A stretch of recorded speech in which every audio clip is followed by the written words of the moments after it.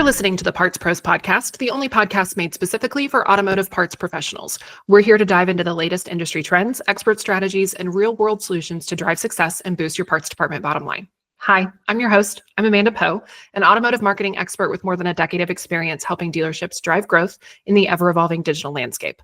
I've got Emily here again today. She's joining me from our official podcast sponsor, RevolutionParts, and she is an e-commerce guru with more than 5 years of experience working hands-on with both OEM and aftermarket parts industry leaders. Welcome, Emily, and thank you for joining me.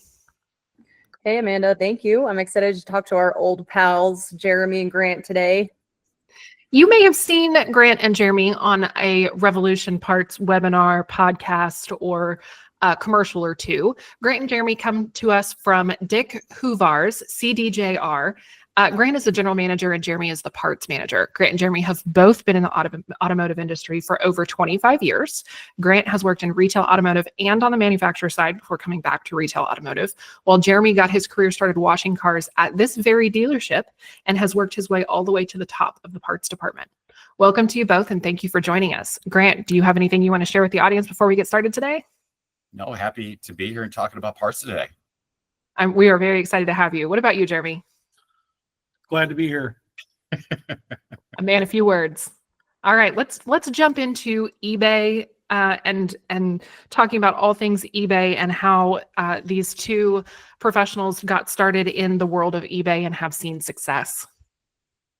Yeah, I mean, I'd love to know, what have been your biggest hurdles that you've overcome when getting into eBay selling? Who wants to go first? Jeremy, you want to go first? For me on my side, it was just, I guess maybe personal, not really wanting to try it. Just because of the time that it may take up. It does take some time to do. And, not being a little uncertain on profit wise. So that really steered me away from it. And, now that we've gone on it, I don't see why anybody isn't. Yeah. Sorry, Grant. Now that you're really underway with it, what are some of the ways you found to save a little bit of time now that you're rolling with it? Well, saving time, I don't know that there really is a way of saving time. It is definitely consuming a lot of time.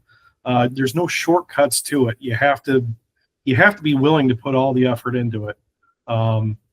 There's no way around, uploading everything, just doing the things that you need to do, other than having somebody like Revolution to do all that for you. That's the biggest part of it for my side that saves time, is Revolution's handling the majority of the stuff. I've got to now focus on other things like taking photos of products, things like that. And then obviously just getting everything shipped out in a timely manner. There's no shortcuts around it. You got to just be able to go all in on it.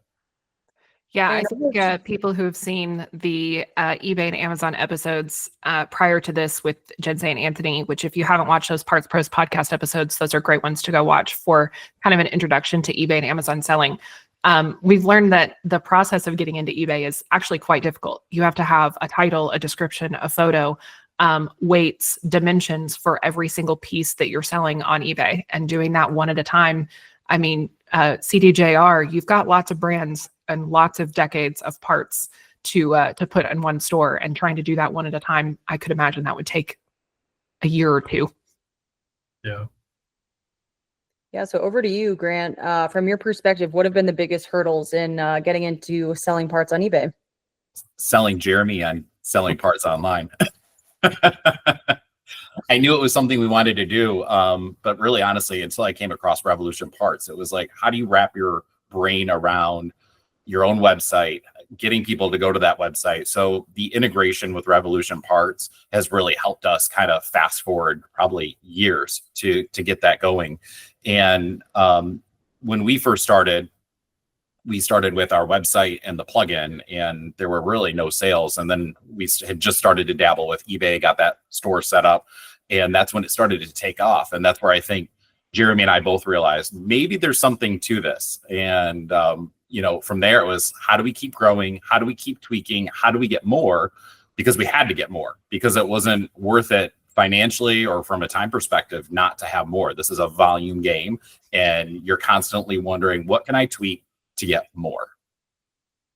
And you know, Grant, you are a breath of fresh air. And that's one of the reasons why I was so excited to have you on here today. I can't tell you how many general managers we've talked to that are not actually general managers. They're general sales managers. They're looking at their sales team. They're looking at their new car sales to carry the dealership. And so hearing a general manager say, I wanted to sell parts on eBay, I wanted to sell parts online because it's a profit center for the dealership. That's really refreshing, especially for us who hear the opposite so often. Well, and I think one of the biggest things that I realized is looking at all departments as a general manager, what department can stay open 24 hours a day, 7 days a week? My parts department. It now can stay open all the time. And I always ask Jeremy, I text him on Monday mornings, how many orders did we get over the weekend? And that number continues to grow. Yeah. And then I have to add, Jeremy, do you need some help taping some boxes? Because I mean, I'm like, how do you process so many orders in a single day? It's wild. Well, and that's something that a lot of general managers, I think, don't take into account. The parts department is the one department that is not controlled by someone's finances. It's not controlled by what vehicle someone drives. It's not controlled by someone needing to fill out a credit application. Simply putting in your credit card information, it doesn't matter what your income is, your car needs brake pads. It does not matter what your vehicle it is that you're driving. You probably have a battery. Or if you have an electric vehicle, a lot of them. So people are buying things online and people are buying parts for their cars, regardless of where they are, who they are, what their income level is. And that is one of the greatest things about selling parts online, is that you can sell to all people, all times of day, not just during your business hours. Yeah. So sure. Jeremy, I'm curious, what was the number this Monday morning? 85. Yep. That's a lot of weekend sales right there. Yes. So Grant, I'll bring it back to you. You were describing kind of the thought process you had while getting on eBay. Was there like an aha moment that was like, we need to get into eBay, we got to venture into this sales channel? Yeah, I think when we started to see that that's where the orders were, you started to see that volume come, and that's where the people were. The people are on eBay. And I know we're going to get to this later, but that's kind of the same thought process. Once we mastered eBay, we started looking at Amazon, and we thought Amazon was going to be the same thing, very different. But again, the volume mentality was, how do we get more? How do you continue to tweak eBay and get more? And eBay's grown pretty well for us, and it, from a gross profit perspective, has done fairly well. No, Jeremy, I know you were digging your heels in the beginning, but once you got started, once you saw, hey, this kind of works, can you describe that aha moment you had? I guess I don't know that it was ever an aha moment. It all happened pretty quick. You go from very minimal, like, okay, I'm filling 3 or 4 orders a day, to now you're doing 20 plus orders a day, and it happened overnight. It really did. So there was never a really aha moment for me. I don't even know where I'm at right now, to be honest. It's more of a slap in the face than an aha. Right. Yeah. It was, get to it. Let's get it done. Well, are there any numbers you guys would be willing to share around that slap in the face? I know that, selling parts in the parts department, and then selling parts on your own website, and then selling parts on eBay, all 3 of them would have a different impact to the business. So any numbers around that you would be willing to share, we would love to hear. Yeah, so I just want to go back to Jeremy's aha moment. What was interesting when we got started, I think our first month, it was a rough start, and I think we sold a couple $100 worth of stuff, and we were looking at each other like, this is what we're signing up for. But it started to double, and it kept doubling month over month. And then we had our first kind of major obstacle, which was about on month 5, where we had some issues with eBay, and we had to work through those challenges. But I think when you start looking at all the different stores that you have with Revolution Parts, you have your website, you have your plugin, you have eBay, Amazon, so forth. It really takes every store to balance everything out. Being a little bit everywhere is what's going to make this work. And I know there's some stores that are focused on maybe just one store, and that's what works for theirs. But for us, we want to be everywhere. So we're still working through that. We're still growing it. Excellent. What about you, Jeremy? Yeah, he's pretty well said everything. There's nothing that, nothing I could add to it, really. So you said that you had a little. Sorry. Jeremy go has ahead. these incredible spreadsheets. I do have some nice spreadsheets. You want to look at numbers? We can look at numbers. I'd love to hear just some general numbers. I mean, anything that you can share about what the impact to your business has been would be awesome. Yeah, well, I've actually got them all written down so far this year, and this was as of Monday of this week. We've sold over $427,000 just in parts. Obviously a lot more with shipping, everything else. I mean, I think we've packaged out over 3,713 parts is what my spreadsheet's showing right now. So yeah, That's awesome. We're moving some product for sure. And is that across all channels, or is that eBay alone? That's across all channels. With eBay, we've done 696 orders so far this year on that, and sold 91,000. Now that doesn't include, there's also a partnership with Vintage. That doesn't include with Vintage as well. We've sold 228 orders through that, and just under $20,000 in parts there. So you're halfway through the year, and you're at around $500,000 in online part sales, and you guys haven't even really been doing this for very long. Yeah. Very impressive. That is very impressive. So getting back on the eBay track. So talking about if there is a dealership that is currently dabbling in eBay on their own and they're looking to scale, or maybe they're thinking about getting into eBay and they haven't actually made that leap yet, what advice would you give to dealers who are looking at eBay as a potential sales channel? And how would you tell them to maximize their effort for success? Well, first and foremost, I'd say don't dabble. You got to be all in or all out. You can't just dip your toes into it. You've got to go for it. You really do. And, for me, I was always concerned about returns. eBay's got great policies in place where they protect the seller. They do a great job. You just have to stay on top of your cases and work with the eBay to, get what's owed to you. Something that I've heard a lot of people say when it comes to eBay selling is they're worried about fraud. How would you approach that concern? So I think we've had two cases where they've claimed that, it was a billing error or they didn't order it, and we were protected by eBay. So, they're handling the background on that. So we don't have to worry so much about it. We just have to give some documentation of what they ordered, when it was shipped out, and where it was delivered. Fantastic. Anything you want to add to that, Grant?